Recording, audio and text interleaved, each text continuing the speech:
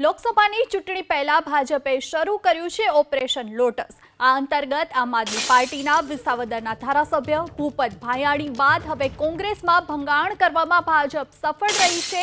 આજે કોંગ્રેસમાં ભૂકંપ તો ત્યારે સર્જાયો જ્યારે ખંભાતના કોંગ્રેસના ધારાસભ્ય ચિરાગ પટેલે રાજીનામું ધરી લીધું। આવનારા દિવસોમાં હજુ પણ વધુ ધારાસભ્યો રાજીનામા આપશે તેવી ચર્ચા ચાલી રહી છે।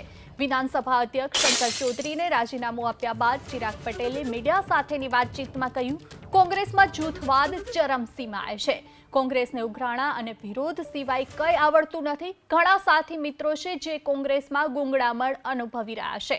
કોંગ્રેસ પોતાનો જનાધાર ગુમાવી રહી છે। 1990 બાદ પ્રથમ વખત ખંભાતમાં કોંગ્રેસ જીત્યું। ગુજરાત વિધાનસભા ચૂંટણી 2022માં ખંભાત વિધાનસભા બેઠક પર કોંગ્રેસના ચિરાગ પટેલની 3711 મતોથી જીત થઈ હતી।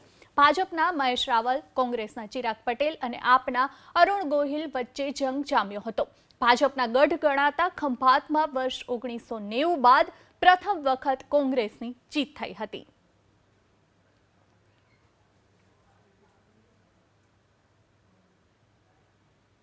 જે રીતે જઈ રહ્યો છે દેશના લોકોની સુખાકારી, દેશના લોકોની ખુશહાલી,